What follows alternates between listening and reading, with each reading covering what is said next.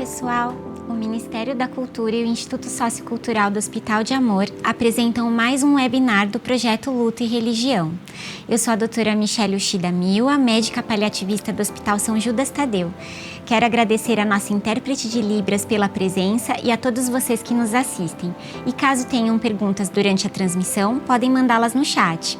Hoje teremos uma palestra e bate-papo com a doutora Gabriela Caselato, psicóloga e especialista em luto, tendo como abordagem a teoria do apego. O tema de hoje é o luto, diferentes experiências diante das perdas.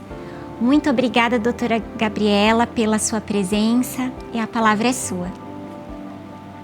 Olá, Michelle, boa tarde a todos. É um grande prazer estar aqui, uma honra poder participar de um projeto tão bacana, de um hospital que eu tanto respeito o trabalho que é desenvolvido. É uma alegria poder dividir um pouco da minha bagagem e da minha experiência com vocês. Então, me foi pedido, para poder abordar um pouco o tema do luto, como um processo que envolve diferentes tipos de experiências, e é sobre isso, então, que eu vou poder discorrer um pouquinho no dia de hoje, tá bom? Bom, a primeira coisa que acho que é importante a gente aqui pensar é como a gente define luto, na visão contemporânea, dos pesquisadores, estudiosos e clínicos que desenvolvem, não só no Brasil, mas fora, diferentes abordagens, intervenções com as pessoas enlutadas que necessitam de atenção. Então, o luto, mais do que tudo, qualquer outro tipo de definição, a mais importante, ao meu ver, é a definição do luto como um processo adaptativo. Adaptativo a quê? Ao que foi perdido e à vida que fica com a ausência daquilo que foi perdido. E quando eu falo aquilo que foi perdido, é porque a gente vem de uma história sociocultural, histórica, que valorizava exclusivamente a experiência de luto associada a mortes de pessoas próximas, em especial entes consanguíneos. E o que a gente foi observando ao longo dos estudos, ao longo do acompanhamento da comunidade, não só no Brasil, mas fora, é que o mesmo processo adaptativo, que envolve muitas partes do nosso funcionamento, que eu já vou falar, ele não só está relacionado a perdas por morte e perdas por morte de consanguíneos, mas ele está associado a todo tipo e qualquer de perda envolvendo vínculo, papel que a gente executa, desempenha na nossa vida, as funções que nós ocupamos, os lugares em que nós vivemos, vínculos, então, todos eles que representam um funcionamento, uma importância no nosso funcionamento biopsicossocial.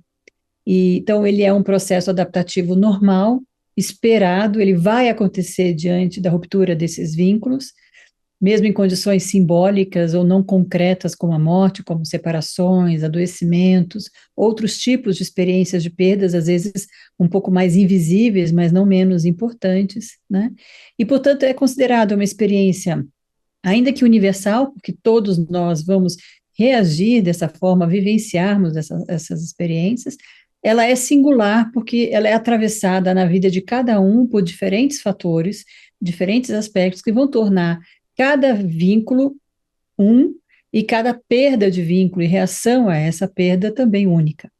E é sobre isso que eu vou tratar aqui, de trazer algumas dessas dimensões que tornam essas experiências tão singulares para cada um de nós, cada processo de perda, quando a gente pensa na perda, a gente, em geral, associa a gravidade daquela perda a quem a gente perdeu, e a forma como aquela pessoa saiu da nossa vida, Ou então, aqui ampliando a nossa visão, aquele vínculo foi rompido. Mas existem outros tantos fatores, muitos deles até prévios à morte, que influenciam a forma como aquela morte é percebida, ou como aquela separação, ruptura é percebida.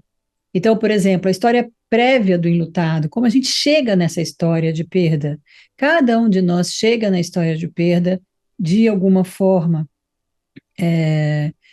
levando em consideração as comorbidades físicas e psíquicas que a gente carrega na vida, as nossas histórias de perdas e vínculos anteriores, os desafios que enfrentamos na vida ao longo da nossa trajetória até chegar àquele episódio que estamos enfrentando.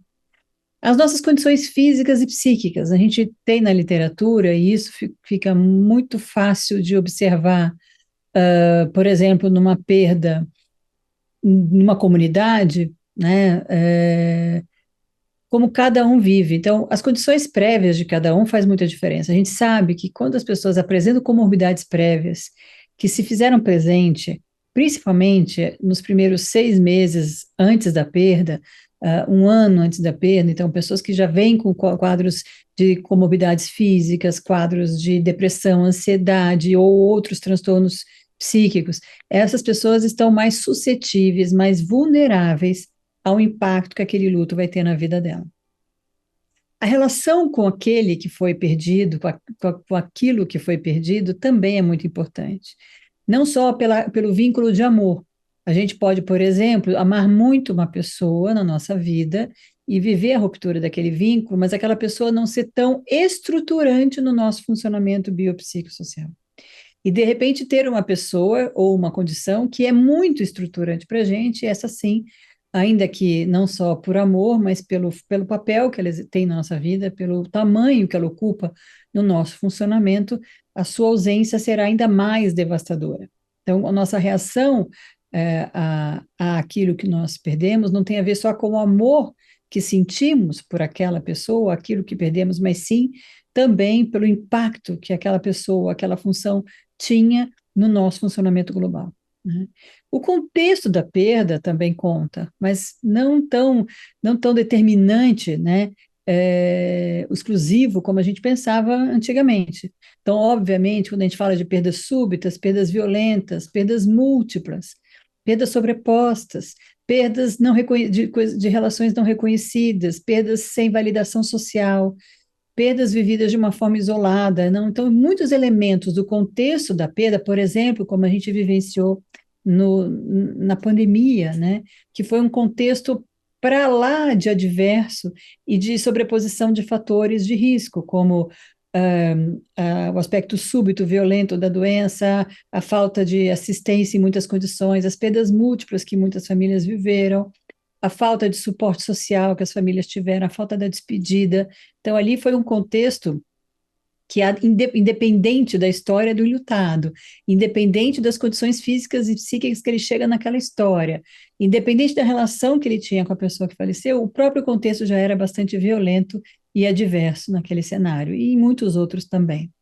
E o suporte social, que não tem a ver só com ter pessoas por perto, mas ter pessoas que ao longo do processo de luto, e não só nos primeiros dias do lutamento, funcionam como rede de segurança, rede de apoio, uma rede efetiva, né? Às vezes a gente tem, por exemplo, mora em centros urbanos como São Paulo, e a dificuldade de ter acesso às pessoas, proximidade das pessoas, tende a tornar o luto mais solitário para muitas das pessoas enlutadas. Então, esses fatores todos, muito sobrepostos e interrelacionados, vão influenciar de uma forma significativa a forma como a gente encara. O aspecto cultural também é muito importante, né? A gente não pode deixar de considerar ou de negligenciar a função que as nossas regras sociais, as nossas expectativas culturais que a gente carrega em torno do nosso luto, pensando no Brasil como um país enorme e um país cheio de subculturas, né? O que vale, por exemplo, em termos de regras sociais de comportamento, de conduta diante do luto, no Sudeste pode muitas vezes ser completamente divergente do que no Nordeste, né? Porque temos um país cheio de influências culturais. E o que a gente pode considerar de uma forma bem genérica, né, sem aprofundar muito nessas subculturas, mas de uma forma genérica sobre o contexto cultural do luto do brasileiro, né? Alguns aspectos positivos, a gente pode considerar que é uma cultura que favorece muito os laços familiares, a convivência social, a manutenção dos vínculos da família de origem, da família continuada. Eu não estou falando aqui da qualidade dos vínculos, mas a expectativa de que a gente, em geral, tem gente em torno da gente, né? O aspecto da espiritualidade, da religiosidade, ser um tema de muito valor cultural, uma cultura que estimula e que tem expectativas sobre, né, a fé e as crenças e práticas religiosas como formas de conforto para os enlutados. É, a coletividade, o apoio social, também como uma cultura que tende a se importar, tende a ser uma cultura menos evitativa, né, menos cada um na sua, comparado a outras culturas, né, e mesmo assim, dentro do nosso país, as diferentes subculturas, né, se você olhar para uma comunidade do interior de São Paulo, você tende a ver uma comunidade que pode estar muito mais próxima, se você vê uma comunidade, como eu acabei de falar, né, de um centro urbano tão grande, muitas vezes a gente vai ter dificuldades. Os rituais, expressões culturais, né? Velórios, orações, músicas, novenas e homenagens são formas importantes de expressão comunitária do amor, do respeito, do reconhecimento da vida daquela pessoa, do reconhecimento e concretização da morte daquela pessoa, que farão muita diferença para o enlutado, né? Vocês já devem ter ouvido pessoas dizendo assim: puxa, foi tão confortante ver tanta gente que amava o meu ente querido, aquilo me ajudou. Ou ao contrário, me doeu tanto, né, ter tão pouca gente ou tão pouca expressividade das pessoas no ritual que a gente viveu. Então, essa manifestação ritualizada, esperada diante dos rituais validados e esperados na nossa cultura, trazem esse contorno, trazem essa legitimação, trazem essa sensação de apoio comunitário. Na mesma linha, né, a solidariedade, generosidade da nossa cultura também é um fator considerado muito positivo, e a valorização da memória, né, ainda que talvez existam ainda outras culturas que valorizem mais ainda a questão da memória, mas nós temos, né, o valor das histórias, das lembranças e celebrações, mantendo a memória viva de quem foi, né. Do ponto de vista mais desafiador, né, da influência cultural no Brasil, a gente tem essa pressão da sobrevivência, né? Contraditoriamente, ao mesmo tempo que a gente acolhe, a gente cobra, né, a cultura da resistência, da sobrevivência, do seguir em frente, né? Com isso, a gente tem também uma certa minimização da expressão da dor e do tempo da dor, né? Quanto tempo essa pessoa pode sofrer? Vou falar um pouquinho mais disso. Muitas situações na nossa cultura, como também em outras culturas, a gente vai encontrar determinados tipos de tabus e silêncios, em geral, de experiências que não são validadas da nossa cultura, que não fazem parte do nosso escopo de regras sociais, e que vão se tornando experiências silenciosas para quem vive. Então, como, por exemplo, a questão do suicídio, é um tema bastante envolto de estigma, de tabu, e muitas vezes silenciada pela comunidade. É muito comum você se ver perguntando para alguém que perdeu alguém por adoecimento, como foi a morte, e dificilmente você se sente encorajado a perguntar como foi quando se sabe de uma morte por suicídio, por exemplo, né?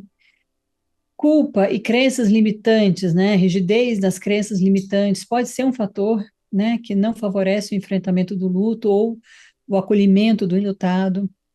As desigualdades sociais, assim como na vida, na morte, também aparecem, né? Então, muitas vezes a gente vai ver o enlutado sobrecarregado por não ter tido a oportunidade, quando em condições mais precárias de sobrevivência ou de repertório de sobrevivência, não ter tido a chance de poder oferecer para a sua pessoa adoecida, ou mesmo no contexto da morte, né? O velório merecido. Então, aspectos como pobreza, racismo, falta de acesso a serviços de saúde mental, intensificando muitas vezes o sofrimento, muitas vezes incrementando culpa nos enlutados. E as expectativas de tempo, né? Essa duração do tempo que cada cultura tem, a nossa tampouco deixa de ter essa expectativa, e quando o enlutado não corresponde a essa expectativa, terá também um efeito negativo, como uma sobrecarga de julgamento ou de não acolhimento ao seu processo de luto. Então, quando a gente fala, né, de cada luto ser vivido de uma dada forma, né, talvez aqui nesses primeiros minutos da minha fala vocês já possam perceber quantos são os aspectos que tornam cada perda única, cada luto único, com os seus aspectos favorecedores e com seus aspectos complicadores ou limitantes, né? Falando do processo de luto, né? Todos vocês, quem já ouviu falar alguma coisa sobre luto, começou, às vezes se refere ainda a uma ideia de fase do luto, né? Hoje em dia, né, em geral, a comunidade de pesquisadores e clínicos de luto, tanto na prática particular como também na pública no nosso país, tem adotado uma visão um pouco mais híbrida e um pouco mais dinâmica do luto, como, considerando primeiro o aspecto, entendendo o luto como um processo adaptativo. E se ele é esse processo adaptativo que envolve, deixa eu colocar aqui minha ponteira, se ele envolve o enfrentamento da perda e todas as tarefas desafiadoras da perda, como conviver com a dor, o choro, a recordação, a saudade, a busca por entender o que aconteceu, a necessidade de se manter conectado com a pessoa que faleceu, com aquilo que foi perdido, né? Associado concomitantemente, não mais linearmente, quer dizer, primeiro se vive isso, desculpa, e depois se vive aquilo. A gente não vê mais dessa forma, a gente vê como um processo que oscilante, né? Como uma gangorra, tá aqui, tá ali, tá aqui, tá ali, tá vivendo essas tarefas da mesma forma. Então, ao mesmo tempo, né? Claro que se a gente pensar num processo de luto, por exemplo, como o luto, uma perda súbita, a gente vai ver uma pessoa que precisa passar mais tempo, né? Com mais frequência, a gente vai ver essa pessoa presa no que a gente está aqui vendo nesse slide de o polo 1, da orientação para a perda, e menos frequentemente associada a ela a orientação para uma restauração, que sejam mais envolvida com as tarefas diárias, mais assumindo novos papéis, já fazendo planos, investindo em novos relacionamentos ou nos relacionamentos sobreviventes, reconstruindo a vida, com investimento, né, com interesse já nisso. Isso vai ser mais incomum numa perda súbita, porque essa pessoa está sob o impacto daquela nova realidade imposta subitamente. Então, ela vai processar essa perda precisando ainda de um esforço maior no polo 1 e um esforço eventual menos comum no polo 2. E aos poucos você vai ver essa balança oscilando mais e mais, até que talvez lá na frente a gente já possa ver uma inversão desse peso da balança mais orientada para o polo 2 do que para o polo 1. Quando a gente fala de uma perda por adoecimento, a gente já está falando o contrário. A gente está falando de uma perda que já foi vivida muitas vezes, a depender das condições em que é vivida, tanto pela pessoa adoecida quanto pela a pessoa que fica depois do falecimento da pessoa doente, um luto que já começa no processo de adoecimento, que a gente inicialmente falava de luto antecipatório, mas é o processo do luto acontecendo ali. Ele antecipa a morte, mas mais do que isso, ele já é vivido em muitos aspectos que eu já vou falar logo mais. Então, essa pessoa, quando chega na morte em si, ela já viveu parte desse processo. E talvez mais rapidamente, frequentemente, a gente vai ver ela mais para o polo 2 do que para o polo 1. Não porque ela esteja negando essa tarefa, mas porque ela já viveu essa tarefa durante o processo de adoecimento, né? Então, é assim que a gente entende o processo de luto hoje em dia, é assim que a gente avalia um enlutado, né? Qual é o dinamismo que ele apresenta nesse processo adaptativo. Não importa se ele passa mais tempo aqui ou mais tempo aqui, deve haver razões que justificam que ele esteja talvez mais envolvido com as tarefas do polo 1 do que com as tarefas do polo 2, mas o que a gente quer ver em termos de saúde mental é um movimento de oscilação, minimamente. A gente vai se preocupar, eu também vou abordar isso, quando a gente percebe um empobrecimento e uma rigidez dessa oscilação, que provavelmente vai fazer essa pessoa ficar um pouco mais petrificada, ou no polo 1 ou no polo 2. E é nessa petrificação que a gente começa a se preocupar com riscos de adoecimento. Sim, porque luto não é doença. Luto é um processo adaptativo normal, esperado, de ajustamento a essas mudanças internas e externas, que é saudável. Mas, muitas vezes, a depender das condições, como as que eu mencionei, que podem trazer dificultadores ou sobrecargas, podem promover adoecimento. Os adoecimentos em torno do luto, eles são, na população geral, né, uma porcentagem muito pequena, então a maior parte das pessoas da população mundial vivem lutos normais, lutos saudáveis, né, mais que normais, saudáveis, e uma pequena porcentagem, né, de 10 a 20%, a depender do cenário, vão viver mais chances de adoecer em razão do enfrentamento dos desafios que aquele luto impôs para a vida dela ou da forma como ela já chega impactada para aquele luto, né?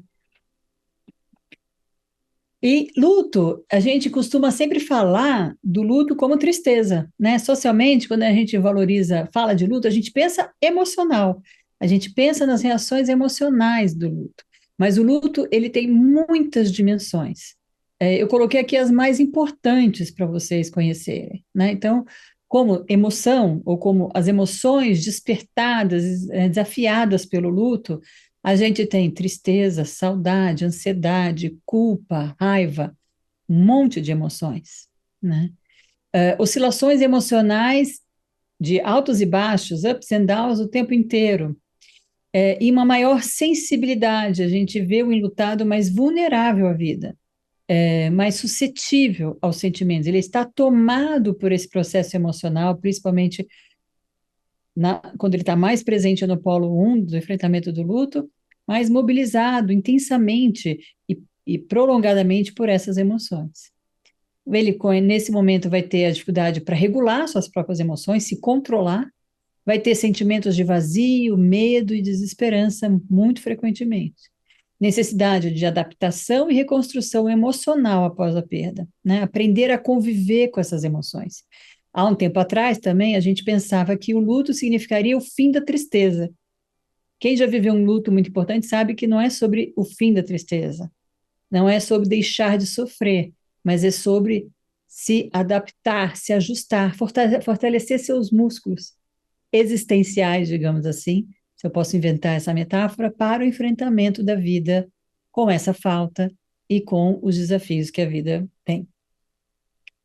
Do ponto de vista psicológico, né, desse aspecto adaptativo, dessa tarefa que é conviver com a falta de alguém ou de algo muito importante, desculpa, aqui ficou repetido, mas a gente vai ter outros aspectos, né, como a resiliência, né, a tarefa de conseguir sobreviver às coisas, se sentir capaz, né, se sentir vítima, se sentir sobrevivente, a tarefa de reviver a identidade, quem sou eu a partir dessa perda? Eu perdi um filho, como é agora me ver sendo mãe, mas não tendo esse filho? A sociedade talvez não me reconheça mais como mãe, mas eu me reconheço como, né? Então, as mudanças de transição, né, de como a pessoa se percebe, de como ela se regula com o mundo, de como ela percebe o mundo, vão ser muito alteradas, sobre o luto. É difícil alguém viver um luto importante na sua vida sem que haja uma mudança significativa nesses aspectos. Ou seja, nós não voltamos a ser quem nós éramos antes da morte ou antes daquela perda. Isso não quer dizer que sejamos pessoas com menos recursos, ao contrário, pode ser que o enfrentamento do luto, é nesse sentido que nós profissionais da saúde trabalhamos, ele fomente força psíquica, resiliência, que foi exercida por essa dura tarefa que o luto nos impõe. Do ponto de vista social, são muitas as mudanças, desde essa identidade, né? Então, ex-marido, ex-esposa, viúva, órfão, né? São palavras que a gente usa. Lá na Itália, eles estão usando um termo agora, estão buscando pleitear um termo, que em italiano quer dizer uma referência não a luto parental, mas a uma orfandade parental, né? Porque não é sobre você ter perdido pais, mas você se sentir perder filhos, mas o quanto você se sente desamparado por não ter seus filhos ou exercer aquele papel que você antes exercia. É uma discussão muito interessante, mas que fala dessa dimensão identitária do luto e também dessa dimensão social do luto, como é que o mundo ao meu redor me vê, me percebe, como eu quero ser percebido, né?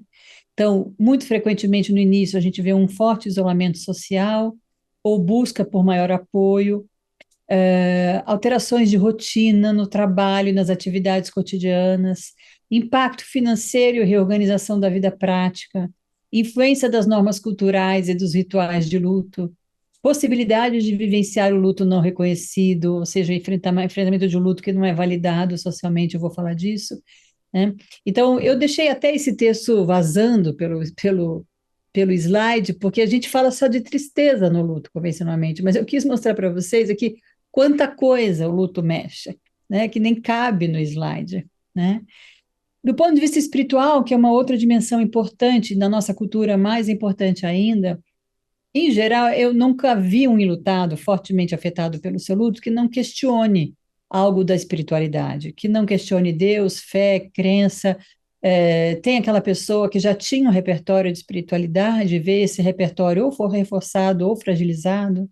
Tem gente que não tinha e que questiona, né? Então, a espiritualidade, como uma forma de compreender algo que o nosso racional não dá conta, e compreender um fenômeno que a gente desconhece o que acontece depois, porque nós não sabemos, nós só cremos ou não cremos. Não crer também é uma forma de crer, né?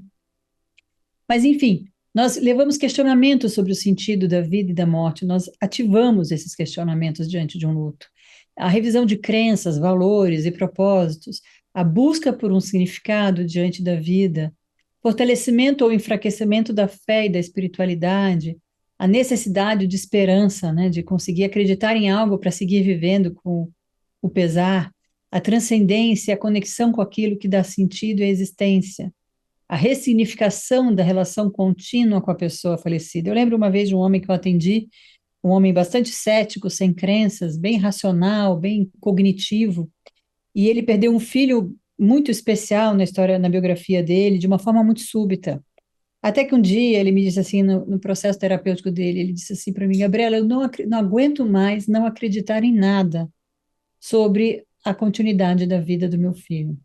Eu não suporto pensar que aquele filho, com tudo que ele representa para mim, simplesmente acabou.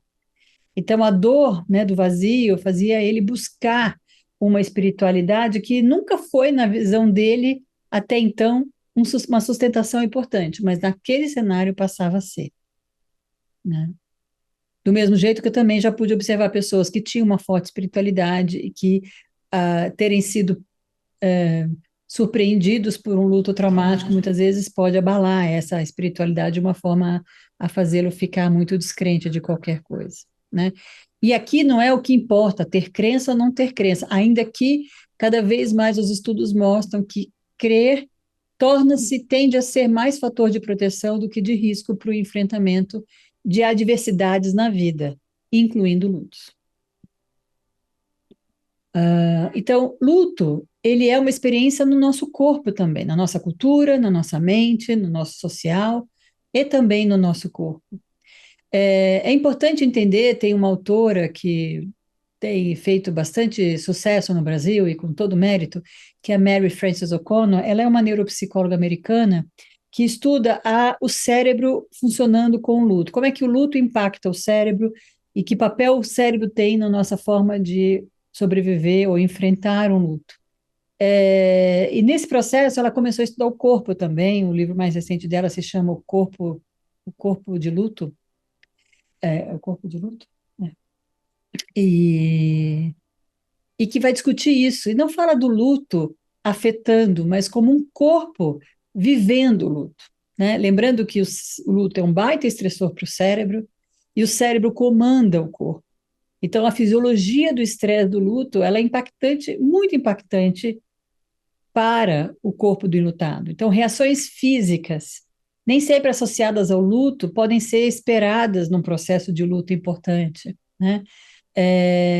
O luto, ele provoca muitas reações físicas, como dor no peito, vazio, cansaço profundo, peso no corpo, fraqueza, falta de energia, tensão nos ombros, nó na garganta, alterações de sono e apetite, sensação de entorpecimento, de uma sensação de desconexão com o mundo de fora, sem contar os aspectos somáticos, né, as doenças que podem vir pelo estresse do luto, como baixa de resistência, o sistema imunológico é muito afetado pelo estresse do cérebro e o luto é um grande estressor do cérebro. Então, muitas vezes os pacientes chegam pedindo ajuda porque estão com problemas físicos, aos quais os médicos não correlacionam com nada fisiológico causador, mas entendem que o luto pode ter provocado. Então, aquele luto precisa ser cuidado para que, de alguma forma, aquele corpo não se sinta tão sobrecarregado no enfrentamento desse sofrimento amplo, né?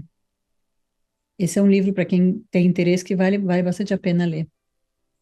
Dentre os outros aspectos que diferenciam lutos, né, tem lutos e lutos. Lutos que a sociedade reconhece e que os enlutados reconhecem, e lutos que a sociedade não reconhece e que o enlutado não reconhece.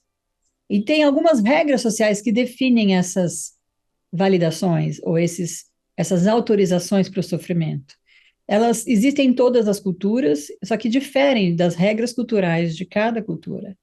Então, quem pode se enlutar, como cada um pode se expressar, quando essa pessoa pode se expressar, por quem ela pode se expressar, onde ela pode se expressar, são, em geral, basicamente as áreas de validação da sociedade que ditam que tipo de perda, né? Então, por exemplo, o luto de uma mãe enlutada, então essa pessoa, porque é um vínculo forte, ela é autorizada.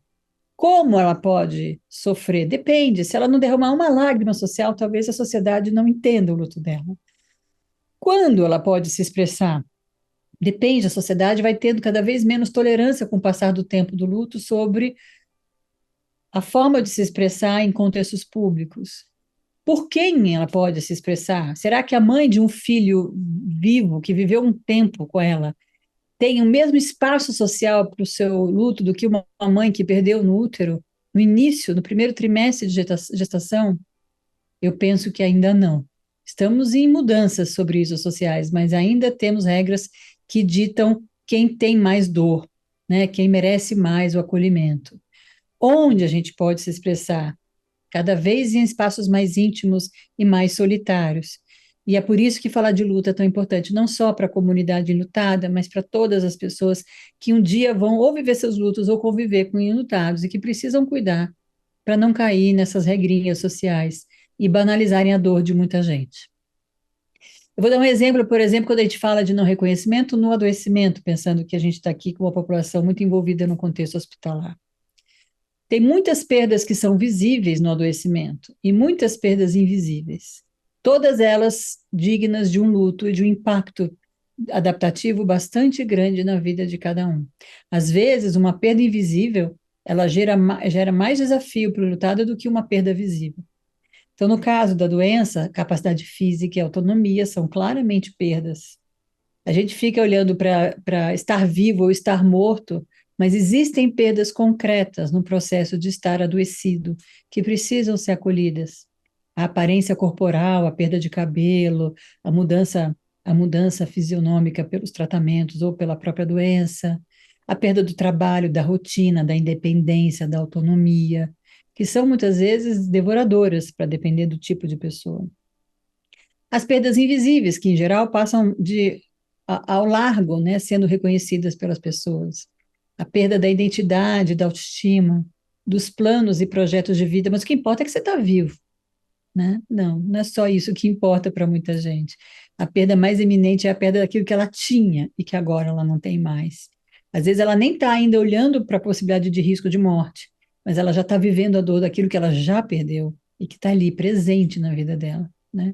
A perda do segurança, do controle, da esperança, dos relacionamentos e papéis sociais, do sentido da vida e bem-estar.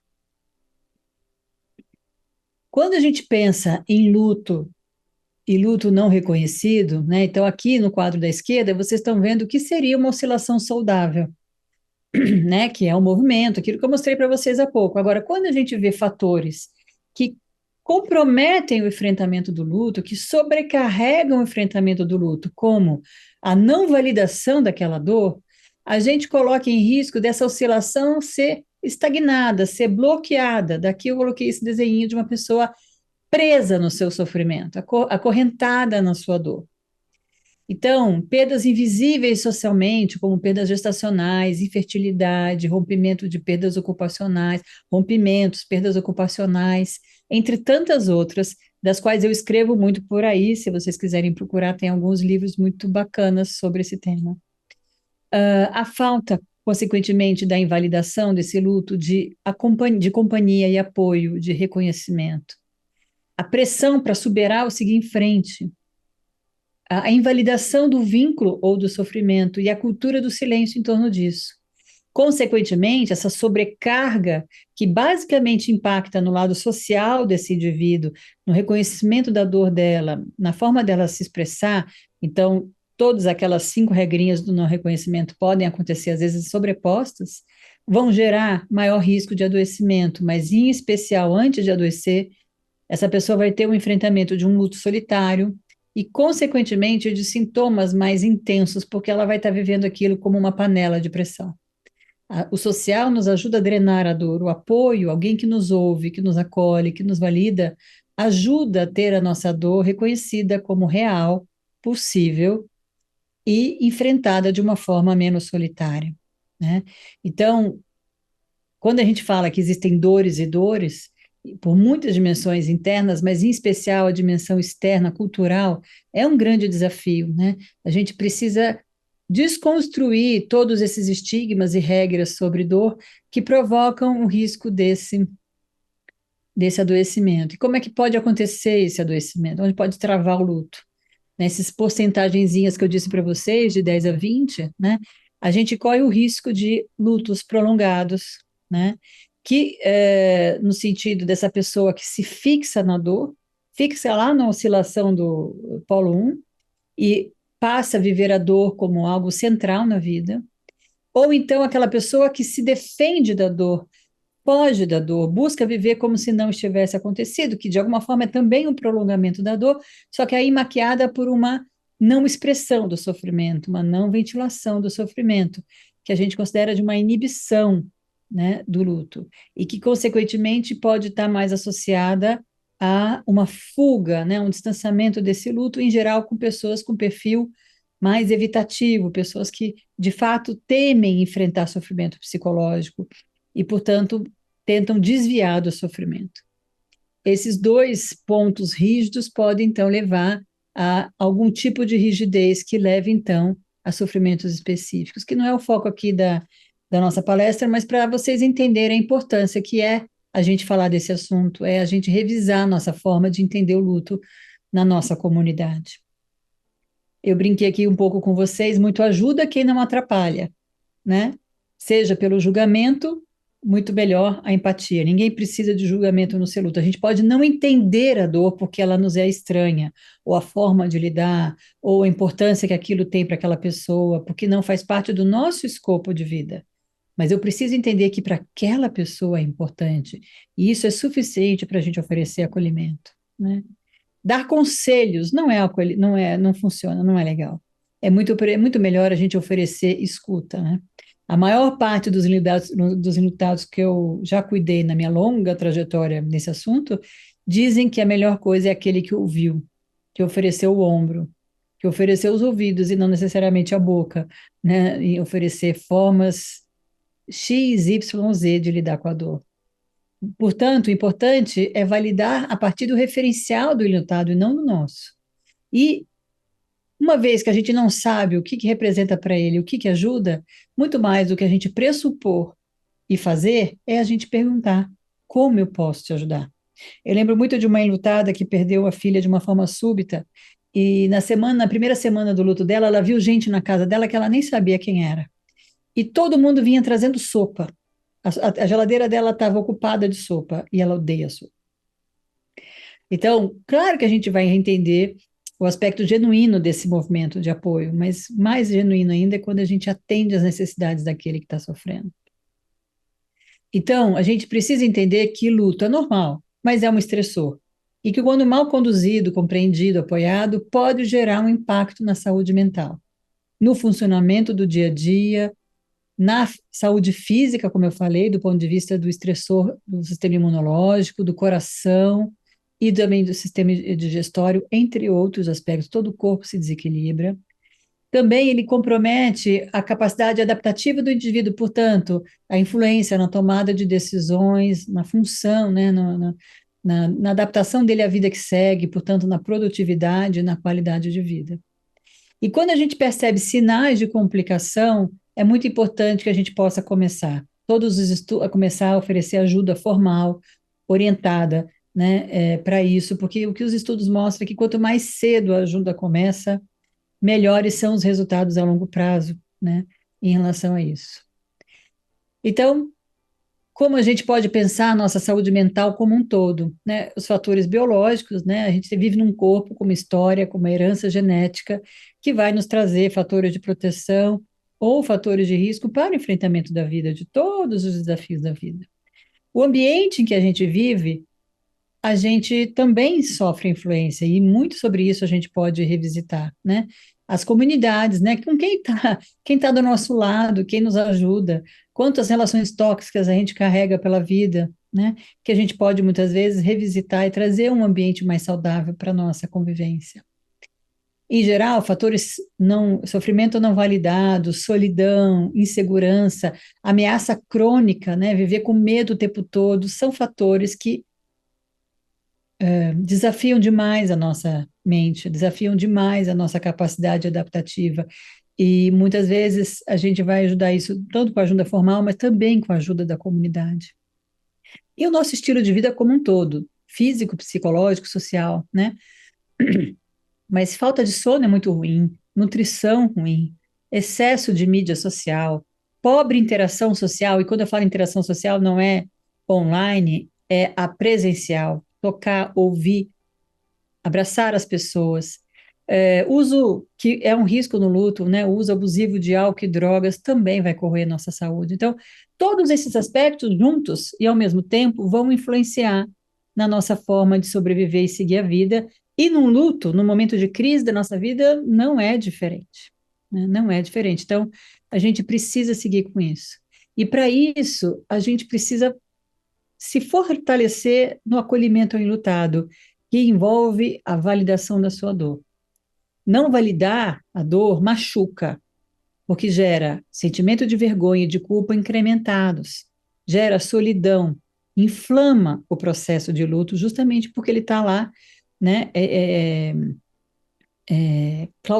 na clausura de um sofrimento solitário. Então, que a gente use uma linguagem respeitosa e centrada na pessoa, que a gente normalize ajuda formal e não venda a ideia de que isso é um fracasso ou um problema. Oferecer apoio às pessoas à nossa volta, genuíno, né? Falar no velório que está lá para ela é uma coisa, né? Mas a gente bem sabe que nos primeiros dias todo mundo está em volta e logo na sequência a pessoa já se sente muito sozinha. Oferecer companhia, né? Então, a partir disso, todos os cuidados possíveis, emocionais, né? Expressar a dor, sentir a dor validada, cuidar dos nossos vínculos, ficar com quem nos faz bem, evitar relações que nos fazem mal, usar de algum elemento espiritual, né? De espiritualidade, eu não estou falando de religião, estou falando de fé e crença, pode ser na natureza, pode ser, mas que nos ajude a sentir conforto e uma proteção transcendente, pode tornar esse luto menos desamparado. E os cuidados físicos que eu falei, né? Então, para terminar, eu vou compartilhar com vocês uma dos meus escritos, das minhas escritas, que eu faço de tempo em tempo aí, quando alguma situação me toca, me dá vontade de escrever, e essa é uma delas. E se? E se o luto fosse indolor? E se fosse breve como um cochilo? E se fosse calmo como amanhecer? Simples como um risco no papel? E se fosse quieto como a montanha? Sóbrio, arrumadinho como uma almofada, afofada, ornando a nossa casa? E por que não sensato? Ou justo? Poderia ser ponderado com um conselho de um velho. Melhor ainda, se tivesse a disciplina de um atleta. E se fosse são? Certamente não seria amor.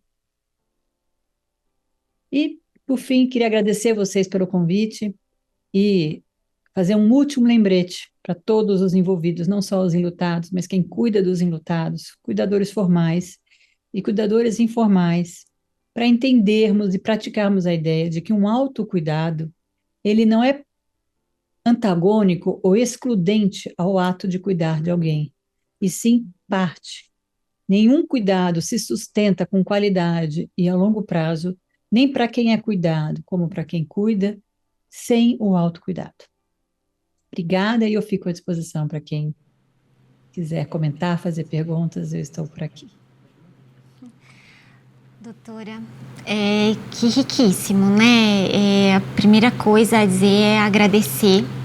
eu acho que o tema, né, o assunto, ele precisa ser trazido para que a gente possa entrar em contato cada vez mais com esse processo, para que a gente possa se conscientizar de que não vou me esquecer nunca mais, né, desse tópico, desse aspecto que a senhora falou sobre o aspecto adaptativo, né? Como é importante a gente entender que isso faz parte da vida, mas isso não deixa de ser doloroso, né? E lidar com essa dor, como é importante às vezes a gente precisa de ajuda para lidar com ela, por mais que faça parte do processo todo.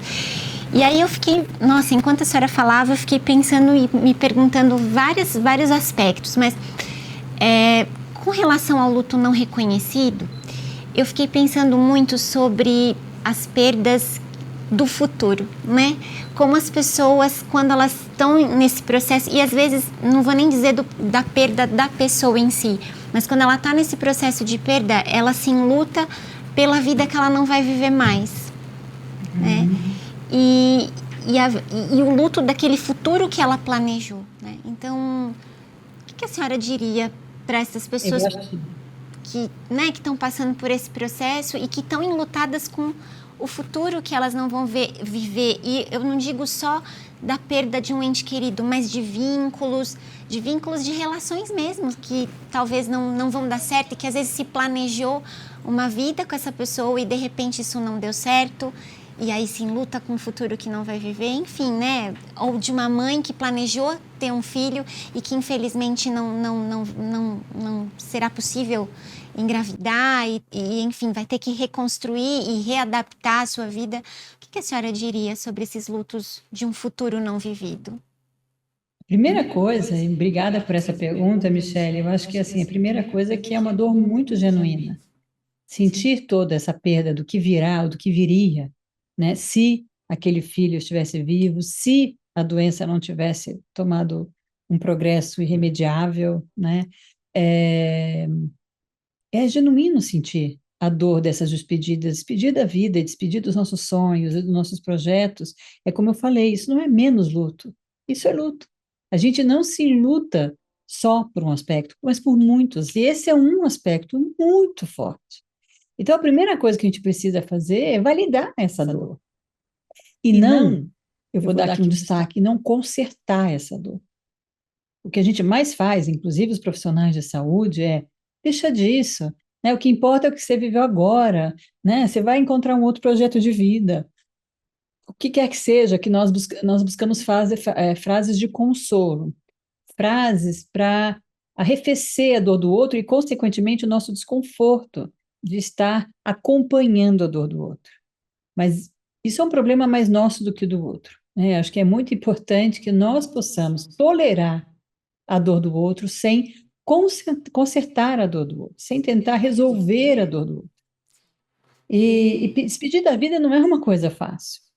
Freud, no fim da vida, ele morreu de uma forma muito dolorosa, com um câncer muito devastador. Perdão, desconhecido. Perdão, gente. Achei que tinha reparado.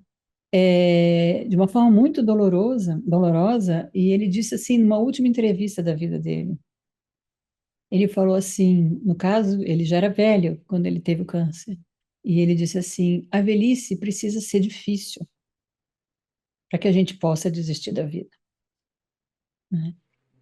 E eu acho essa uma baita frase, bem profunda e dolorosa de se administrar, porque é isso, quando a gente está, né, vivendo a vida muito plenamente, ou no ápice de uma juventude, do início de um projeto de vida, começar a ser mãe, ou ter os filhos pequenos, ou ser um jovem atleta e alguém, né, ou a vida simplesmente ceifar tudo isso da sua existência, ou te roubar essa possibilidade, é muito doído.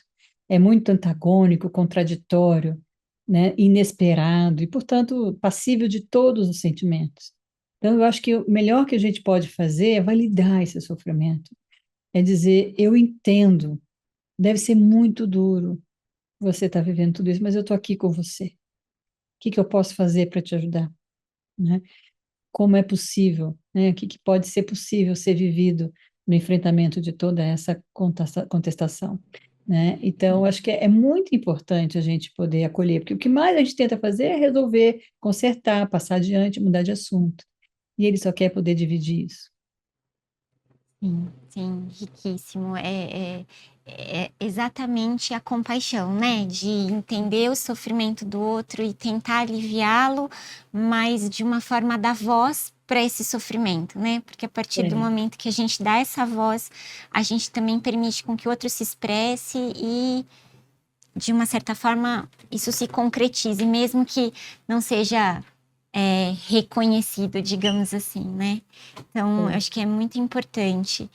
E a gente está E, recebendo. Desculpa, doutora, por favor. não, e só um pontinho, né? Porque nos dói se pensar no lugar dele.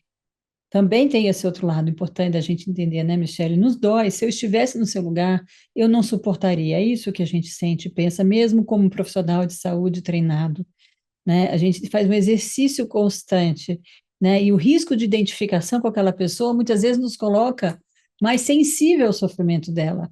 E quanto mais sensível, no sentido de identificado com a dor dele, mais insuportável é ouvir a dor dele.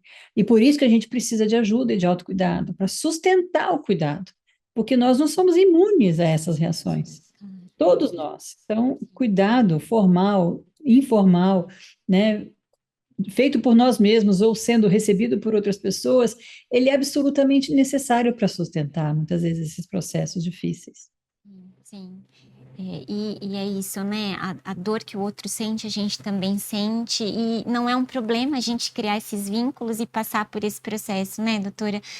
O mais importante é a gente reconhecer que ele está aqui, que ele existe, e a gente buscar suporte e apoio, seja a quem a gente presta assistência, seja a nós que estamos prestando assistência, que também é também é um luto não reconhecido, né? Então, isso é muito difícil, né? E eu faço assim de não reconhecido porque, puxa vida, né? Ele é reconhecido aqui dentro, né? Às vezes ele não é expressado, mas ele é reconhecido por mim e, enfim, né? Por aquela pessoa que está passando, né? Então, isso é Às vezes muito nem a importante. pessoa que está passando, desculpa te interromper, Michele, Isso é verdade. mas às vezes nem a pessoa que está passando reconhece. Eu não Você tem sei por que que razão. eu estou pensando assim, eu não sei que bobagem eu estou sentindo, por que que eu estou teimando com esse assunto. E às vezes o que ela precisa é ser autorizada a validar a sua própria dor, porque quando ela não faz isso, nem ela reconhece que aquele sofrimento é genuíno e digno, ela mesma se atropela, independente se ela vai ter ajuda externa ou não. Então, às vezes é a própria pessoa, né? Razão quando a senhora diz, né? Às vezes o outro precisa ajudar a nomear, né? Porque às vezes não Isso, nomeia, só sente que existe algo diferente, mas não consegue nomear, né? sim.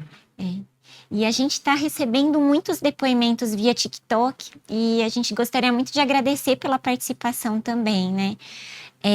O visionário Rodrigo, ele perguntou: como lidar com a dor do luto quando há dependência emocional? Ah, essa é uma boa pergunta, Rodrigo, bem importante. A gente estava falando dos fatores que influenciam o luto, né? E eu falei para vocês, quanto mais importante é aquela pessoa no nosso funcionamento psíquico, mais insuportável e ameaçadora é a ausência dela na nossa vida. Porque se eu me vejo sendo capaz de viver por meio do outro, em razão do outro, então, sem o outro, eu me vejo ameaçado de sobrevivência, eu não vou aguentar. Então, no caso aí, o grande comprometedor do luto não é a morte em si, mas é a dependência estabelecida antes da morte. E certamente essa pessoa vai precisar de ajuda, de alguma forma, para conseguir sustentar essa dor e revisitar essa percepção de dependência. E por incrível que pareça, quando essa pessoa é ajudada ou busca ajuda, é inclusive no luto que ela tem a oportunidade de se perceber mais forte do que ela se percebia. Bem ou mal, ela precisou se adaptar, e o cérebro humano tem uma capacidade adaptativa incrível. Quando ela começa a se perceber sobrevivendo àquilo que ela não imaginava ser capaz, ela começa a se redescobrir.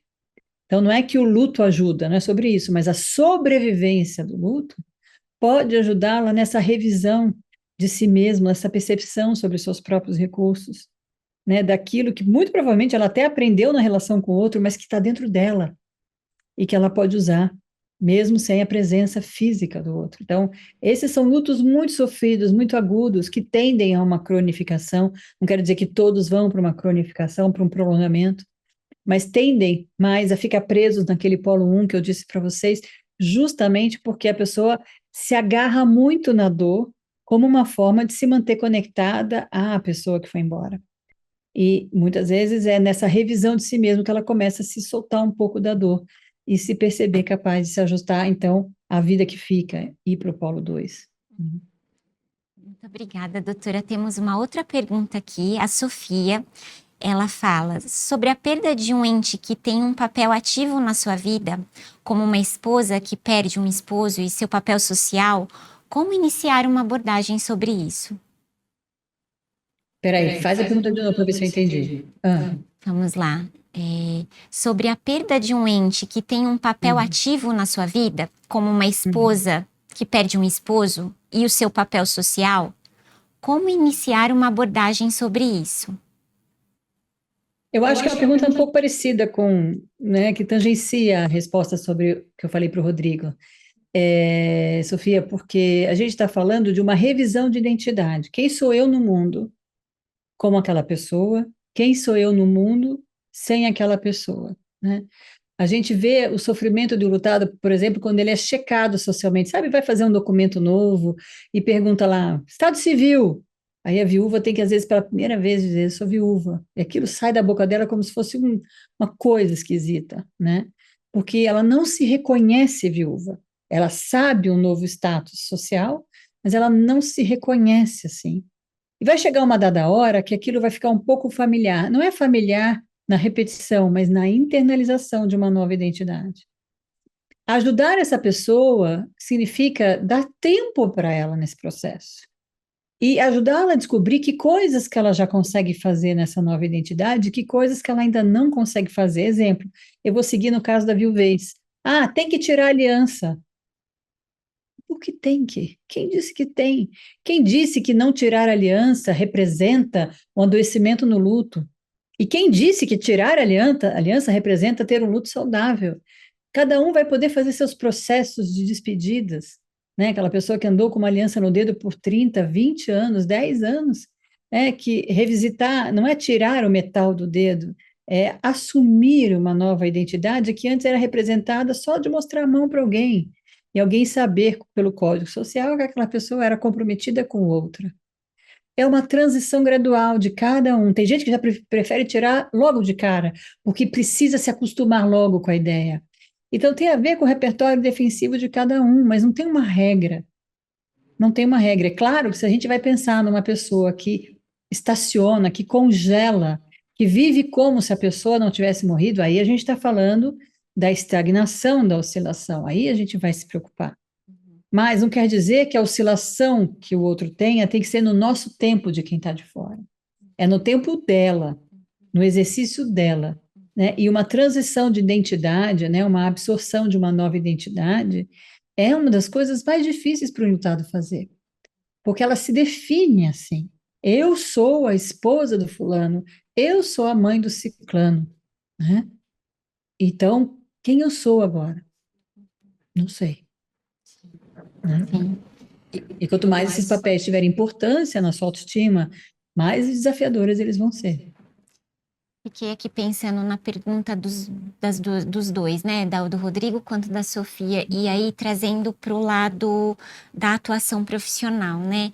Quando a gente está diante, doutora, de um paciente e de uma família que a gente ainda está atendendo, e a gente sabe que esse processo de final de vida vai acontecer, e a gente começa a identificar fatores que possam gerar para o profissional preocupação com o futuro desse luto, né? O que a senhora diria, o que a senhora orientaria para nós profissionais, né, da saúde, como que a gente pode ajudar? Existe alguma possibilidade da gente ajudar, não vou dizer na prevenção, mas auxiliar nesse processo de luto desse paciente ou dessa família?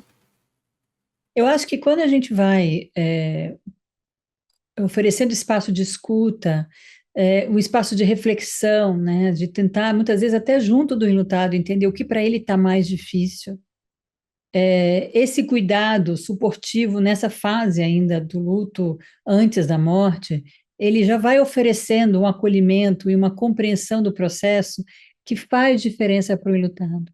E a outra coisa que acho que faz toda a diferença é a transição de cuidados. E o que eu vejo, às vezes, é um grande desafio para alguns hospitais.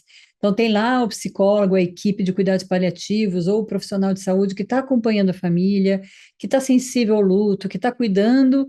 E aí a família, o paciente morre, a família é desligada do hospital e aquele vínculo se quebra e a gente não sabe o que fazer pelo enlutado. A gente tem ajudado alguns hospitais nesses últimos anos a pensarem na transição de cuidados. Desde, às vezes, protocolo dentro do hospital, como grupos de apoio para familiares de pacientes que morreram ali, ligações para a família com intervalos de tempo no primeiro mês, depois de 6 meses, até o primeiro ano, né? 2, 3 ligações, encaminhamentos para, né, para serviços continuados de ajuda. Então, essa transição de cuidados, ela é muito importante e faz toda a diferença do que, às vezes, soltar a família enlutada no mundo, que a gente não tem noção de onde ela vai, a depender dos recursos socioculturais que ela tem, de repertório de suporte social, muitas vezes ela vai ficar sozinha de novo, sem respaldo, e ali, então, aqueles fatores que você já havia identificado no processo tendem a se agravar pelo isolamento. Então, pensar no valor que o suporte tem, o suporte social durante o acolhimento ao luto no hospital, ele é um fator de prevenção. Ele ajuda a mitigar fatores de risco. Isso já está mais do que provado. Então, tudo que a gente pode fazer em termos de validar luto, acolher luto, ajudar no enfrentamento daquele momento, daquelas adversidades que estão se impondo ali naquela fase do luto, são fatores muito protetivos.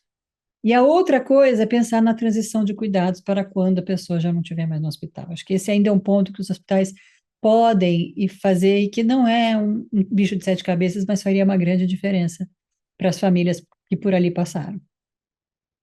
Acho que isso que a senhora está dizendo, né? Agradeço pela, né, pela resposta.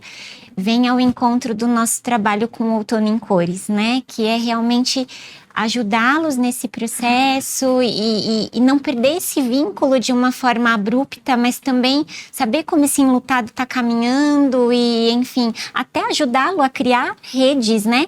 Sociais ali, quando eles fazem esse encontro no próprio Outono em Cores e encontram as pessoas que também estão passando por esse processo e o quanto isso os ajuda, inclusive, no processo de se sentir pertencente novamente, né?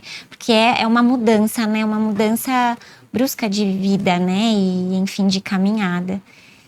Muito, eu acho que você falou uma coisa importante, são todas as ajudas, não é só presencial, mas a psicoeducação, que é o que a gente está fazendo aqui. Então, um enlutado que passou pelo hospital de vocês pode assistir a palestra quantas vezes sentir necessidade, horas aquilo, uma dada coisa que eu disse vai fazer sentido, horas outra, e aquilo se torna um fator de ajuda, um recurso de ajuda, assim como ajuda comunitária, ajuda da comunidade religiosa, ajuda de grupos de apoio, N ajudas. Antes de chegar no consultório de um médico, ou de um consultório de um psicólogo, na linha, né, no setor público ou privado, tem muitas coisas que a gente pode fazer e deve fazer pelo enlutado como formas de prevenção e apoio, que vão mitigar esse adoecimento que eu mencionei para vocês. Temos uma última pergunta, tá tão interessante que se a gente pudesse, a gente prolongaria, né? Eu queria agradecer, né? Tantas perguntas que a gente está recebendo. A gente vai fazer uma última pergunta, que é a da Tainara Nogueira. Ela diz que perdi uma irmã o ano passado, em outubro, faz 1 ano. E o luto que eu estou vivenciando é o luto por suicídio. Tem alguma diferença pelos outros lutos? Bom, Tainara, primeiro, lamento muito a perda da sua irmã, ainda tão doída e tão recente. E sim, infelizmente tem, né? Porque é uma perda complexa, né? Complexa porque a gente não entende o suicídio. A gente ainda tende a, por não entender, julgar o suicídio como de uma forma muito distorcida. Uma sociedade que não sabe amparar esse tipo de luto. E por isso torna o enlutado mais isolado, muitas vezes, que eu espero não ser seu caso, das pessoas não conseguirem te acolher, ou mesmo você de se expressar. Mas é importante a gente romper essa barreira e acolher o luto, né? É, e, e além de tudo, né, o luto por suicídio, ele tem um aspecto de culpa que incrementa muito, né? Quem é, a gente até chama de sobreviventes do suicídio aos enlutados por suicídio, né? Porque fica essa coisa, e que se eu tivesse feito, o luto traz sempre um tanto de culpa, todo tipo de luto. Se eu tivesse feito isso, se eu tivesse feito aquilo, se eu tivesse percebido, se eu tivesse levado no médico, se eu não tivesse levado no médico, o luto por suicídio ele potencializa isso, justamente por a gente não conhecer a causalidade, né, do sofrimento, do adoecimento daquela pessoa e, consequentemente, do ato, né? Mas esse é o aspecto diferencial do luto por suicídio.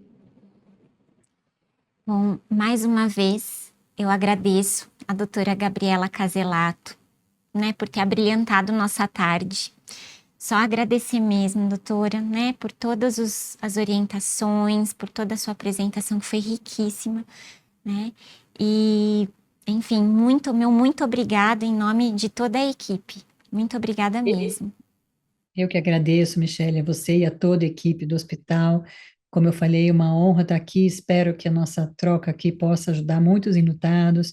Ficam aí meus canais para que as pessoas possam se beneficiar de outras informações que eu passo por esses canais, site e tudo mais, livros. E é isso, vamos aos poucos. Quanto mais a gente puder falar, mais a gente muda essa cultura, né, da não validação do luto de tanta gente por aí. Eu que agradeço o convite. Boa tarde para todo mundo.